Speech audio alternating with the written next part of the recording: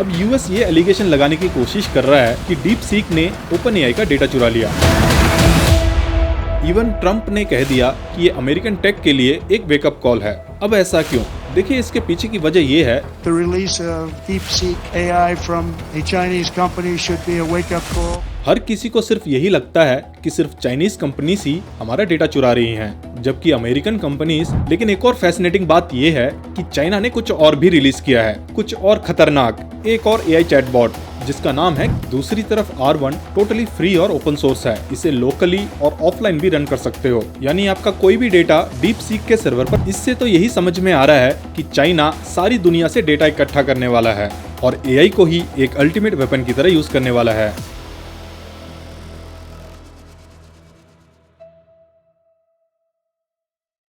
अभी तक chat GPT लोगों की नौकरी खा रहा था, लेकिन पहली बार लग रहा है कि खुद चैट जीपीटी की जॉब अब खतरे में है। क्या आपने कभी सोचा था कि ऐसा दिन भी आएगा? आप सबको शायद पता भी होगा कि चाइना ने एक नया चैटबॉट मॉडल लॉन्च किया है, डीपसीक R1, जो चैट जीपीटी को डायरेक्ट कंपटीशन दे रहा है और यूएस के एआई टेक जायंट्स की मोनोपोली को चैलेंज कर रहा है। The release of DeepSeek. बात ऐसी है कि चैट जीपीटी के अलावा काफी सारे एआई चैटबॉट मॉडल्स हैं, जैसे कि गूगल जेमिनाई है, मेटा एआई है, क्लॉड है, माइक्रोसॉफ्ट कोपायलट है, परप्लेक्सिटी है और भी कई सारे हैं। तो ऐसी क्या खास बात है इस डीप सीक में? देखो, कुछ दिन पहले ही यूएस ने टिकटॉक बैन किया और उसके कुछ ही टाइम बाद चाइना ने डीप सीक रिलीज कर दिया और रिलीज के सिर्फ एक हफ्ते में ही ये ऐप ओपन एआई को पीछे छोड़कर ऐप स्टोर का मोस्ट डाउनलोडेड ऐप बन चुका है। इसका रीजन ये है कि डीपसीक R1 जो एक LLM मॉडल है जिसे डीपसीक ने डेवलप किया है, वो ओपन एआई के लेटेस्ट LLM मॉडल GPT-4o से भी बेहतर परफॉर्म किया है। जिन लोगों को LLM नहीं पता उन्हें मैं शॉर्ट में बता दूं कि LLM होता है लार्ज लैंग्वेज मॉडल, एक तरह का मशीन लर्निंग मॉडल होता है जो बहुत सारे टेक्स्ट डेटा पर ट्रेन होता है ताकि वो ह्यूमन लाइक रेस्पॉन्सेस जनरेट कर सकें। जहां GPT-4 ने अपने मॉडल्स को ट्रेन करने में $100 मिलियन यानी 863 करोड़ लगाए थे, जबकि चाइना के डीपसीक जैसे मॉडल को सिर्फ 50 करोड़ या फिर $5.6 मिलियन में ही ट्रेन कर दिया गया इन 55 डेज। और ये कॉस्ट कटिंग का असर यूएस स्टॉक मार्केट पे एक तूफान ले आई। एनवीडिया जैसी कंपनी का मार्केट वैल्यू $600 बिलियन नीचे गिरा। हिस्ट्री में पहली बार किसी कंपनी का शेयर वैल्यू इतना नीचे गिरा है। इवन ट्रंप ने कह दिया कि ये अमेरिकन टेक के लिए एक वेकअप कॉल है। अब ऐसा क्यों? देखिए, इसके पीछे की वजह यह है कि अभी तक जो अमेरिकन टेक कंपनीज की मोनोपोली थी उसे इस चाइनीज एआई कंपनी ने डिस्ट्रॉय कर दिया। अमेरिका ने एआई चिप्स पर बैन लगाने की कोशिश की थी, लेकिन चाइना ने स्मगलिंग, स्टॉक पाइलिंग और इनोवेशन के जरिए पूरा का पूरा गेम चेंज कर दिया। China's latest AI breakthrough has leapfrogged the world. A Chinese chatbot. It is called DeepSeek and it has caused mayhem in the AI world. किसी प्रेस कॉन्फ्रेंस में ओपन एआई के सीईओ सैम अल्टमैन से जब पूछा गया कि क्या chat GPT का कोई सस्ता ऑल्टरनेट बना सकते हैं, उन्होंने बहुत घमंड और गर्व के साथ बोला कि भाई ये तो नहीं बना सकते। Where is it that a team from India, 3 super smart engineers with, not 100 million but let's say 10 million could actually build something truly substantial? Look, the way this works is we're going to tell you it's totally hopeless to compete with us on training foundation models. You shouldn't try, and it's your job to try anyway. And I believe both of those things. I think it is pretty hopeless, but इतना over confident थे क्योंकि उन्हें पता था कि किसी के पास भी इतना रिसोर्स नहीं है कि वो चैट जीपीटी का एक सस्ता ही वेरिएंट निकाल दे। लेकिन डीप सीक ने भाई उसका घमंड ही तोड़ दिया। कहा जाता है कि ओपन एआई GPT-4 जैसे मॉडल के लिए एक साथ करीब एस्टिमेटेड 1 ट्रिलियन पैरामीटर्स रन करता है, तो इसके लिए काफी सारा कंप्यूटिंग पावर्स की जरूरत होती है। लेकिन डीप सीक ने एक जीनियस हैक निकाला है। अब चूंकि चाइना में एआई चिप्स इंपोर्ट करने से बैन कर दिया गया है, तो उन्होंने अपने पुराने चिप्स के जरिए सॉल्यूशन निकाल लिया। उन्होंने ये फिगर आउट कर लिया कि हमें स्मार्टली काम करना है। Deep seek 671 billion parameters use करता है और उनको एक साथ रन करने के बजाय वो सिर्फ 37 बिलियन पैरामीटर्स को एक साथ रन करते हैं, यानी एक्टिव पैरामीटर्स सिर्फ 37 बिलियन पैरामीटर्स होते हैं। इसे MOE यानी मिक्सचर ऑफ एक्सपर्ट अप्रोच कहते हैं, जहां सिर्फ उतना ही पार्ट एक्टिवेट होता है जितने की जरूरत है, जिससे इन्फरेंस टाइम कंप्यूटिंग काफी कम हो जाता है, यानी कंप्यूटेशनल पावर की जरूरत काफी हद तक कम हो जाती है। और यही रीजन रहा कि ये 95% चीपर है चलाने में। डीप सीक को केवल 2000 एनवीडिया जीपीयूज की जरूरत पड़ी इंस्टेड ऑफ 25,000 जीपीयूज की, और यही वजह थी कि एनवीडिया का मार्केट वैल्यू 17% नीचे गिरा है और ओवरऑल यूएस टेक्नोलॉजी सेक्टर में 5.6% गिरावट हुई है।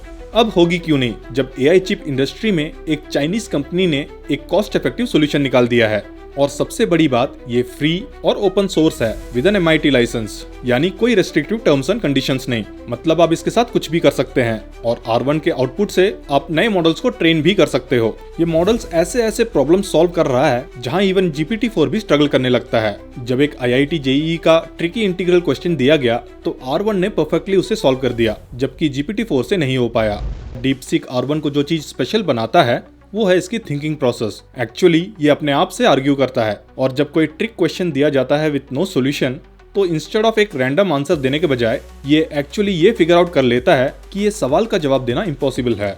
कई एक्सपर्ट्स, इंजीनियर्स और कोडर्स का मानना है कि DeepSeek R1 OpenAI के GPT-4o से भी बेटर परफॉर्म कर रहा है। GPT-4o जिसे सिर्फ ChatGPT के ऐप से ही एक्सेस किया जाता है या फिर आप OpenAI के API के थ्रू, Tier 5 प्लान का कॉस्ट एटलीस्ट $1000 है। दूसरी तरफ R1 टोटली फ्री और ओपन सोर्स है, इसे लोकली और ऑफलाइन भी रन कर सकते हो, यानी आपका कोई भी डेटा DeepSeek के सर्वर पर नहीं जाएगा। Only if you are running it offline and privately. तो बिजनेसेस और एंटरप्राइजेस के लिए ये डेटा प्राइवेसी और सिक्योरिटी इंश्योर करता है। और हम R1 को DeepSeek ऐप के थ्रू भी यूज कर सकते हैं, जहां इसे डीप थिंक कहा जाता है, या फिर आप इसे API के थ्रू भी एक्सेस कर सकते हैं। DeepSeek के R1 को मल्टीपल पैरामीटर साइज में डिस्टिल किया गया है, like 1.5B, 7B, 8B, 14B, 32B and 70B, और इन्हें Qwen 2.5 और Llama 3 सीरीज मॉडल से फाइन ट्यून किया गया है। एंटरप्राइज कस्टमर्स और हेवीली यूज करने वाले यूजर्स के लिए R1 काफी सस्ता पड़ता है। इसका कॉस्ट $0.55 पर मिलियन इनपुट टोकन्स है और $2.19 पर मिलियन आउटपुट टोकन्स है, जबकि GPT-4o में ये $15 पर मिलियन इनपुट टोकन्स है और $60 पर मिलियन आउटपुट टोकन्स हैं। इवन इसका जो स्मॉलर वर्जन है V3, उसने Llama 3.1 और Qwen 2.5 को बेंचमार्क पर आउटपरफॉर्म करके GPT-4o और Claude 3.5 Sonnet को मैच किया है। लेकिन एक और फैसिनेटिंग बात यह है कि चाइना ने कुछ और भी रिलीज किया है, कुछ और खतरनाक, एक और AI चैटबॉट जिसका नाम है Kimi.ai। Kimi.ai भी आपको रियल टाइम आंसर्स ऑफर करता है और अप टू 50 फाइल्स आप अपलोड कर सकते हो of 100 MB each. And the best part कि ये भी कम्प्लीटली फ्री है। इससे तो यही समझ में आ रहा है कि चाइना सारी दुनिया से डेटा इकट्ठा करने वाला है और AI को ही एक अल्टीमेट वेपन की तरह यूज करने वाला है। अब US ये एलिगेशन लगाने की कोशिश कर रहा है कि DeepSeek ने OpenAI का डेटा चुरा लिया। अब पहली बात तो ये किसने कह दिया कि वो OpenAI का डेटा है? हर किसी को सिर्फ यही लगता है कि सिर्फ चाइनीज कंपनीज ही हमारा डेटा चुरा रही हैं, जबकि अमेरिकन कंपनीज लिटरली हमारा डेटा सालों से चुरा रही हैं।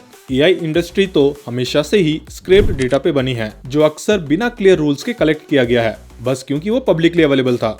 OpenAI, गूगल, मेटा, ये सभी कंपनीज ने वेब स्क्रैप डेटा को यूज किया है अपने AI मॉडल्स को ट्रेन करने के लिए, और कभी कभी तो robots.txt को भी इग्नोर किया है। robots.txt में वेबसाइट्स वो इंस्ट्रक्शंस डालती हैं कि भाई हमारी वेबसाइट को स्क्रैप मत करना और AI को ट्रेन मत करना, तो इन्होंने भी उसको इग्नोर किया, बिल्कुल वैसे ही जैसे एलिजेडली DeepSeek ने किया। असली इश्यू सिर्फ किसने किससे चोरी किया का नहीं है, बल्कि ये है कि रूल्स बनाने का हक किसके पास है। OpenAI और बाकी कंपनीज अनरेगुलेटेड डेटा कलेक्शन के जमाने से फायदा उठा चुकी हैं, पर अब जब ये लोग आगे निकल गए हैं तो चाहते हैं कि कॉम्पिटिटर्स वैसे ही ना करें। ये एथिक्स का नहीं, पावर का गेम है। अगर हम DeepSeek को ब्लेम कर रहे हैं तो हमें सभी AI कंपनीज को उनके डेटा प्रैक्टिसेस के लिए अकाउंटेबल रखना चाहिए, वरना ये सिर्फ सिलेक्टिव आउटरीच बनकर रह जाएगा। अभी तो ऐसा लग रहा है कि AI रेस अब और काफी इंटरेस्टिंग होने वाला है, जहां अब ना सिर्फ US के बड़े बड़े टेक कंपनीज इस खेल में शामिल हैं और इसी वजह से वॉल स्ट्रीट डरा हुआ है। देखो एक बात और, इस वीडियो की स्क्रिप्ट कंप्लीट करने के बाद मैंने इस स्क्रिप्ट को दोनों ही टूल में डाला रिफाइनमेंट और एरर चेक करने के लिए, तो भाई ये सामने आया कि भाई ChatGPT ने तो अपने सहूलियत के हिसाब से उसे रिफाइन किया और उसने वो सैम अल्टमैन वाला सारा स्टेटमेंट तो हटा ही दिया और मोनोपोली वाली चीज को ट्वीक करके बता रहा है। वहीं DeepSeek ने चिप स्मगलिंग, स्टॉक पाइलिंग और डेटा चोरी वाले टॉपिक को स्क्रिप्ट से ही हटा दिया। तो ये बात तो क्लियर है कि ये सभी चैटबॉट्स बायस्ड हैं, और कमेंट में आप भी अपने फाइंडिंग्स को बताना। तो दोस्तों, उम्मीद करता हूं कि आपको ये वीडियो पसंद आया होगा। AI के 10 स्टेजेस के ऊपर एक वीडियो बनी है और उस वीडियो से आपको ये आइडिया लगेगा कि DeepSeek कौन से स्टेज पे है। उस वीडियो को मिस मत करना, लिंक आपको डिस्क्रिप्शन पे मिल जाएगा। मिलते हैं नेक्स्ट वीडियो में। अपना कीमती समय देने के लिए धन्यवाद।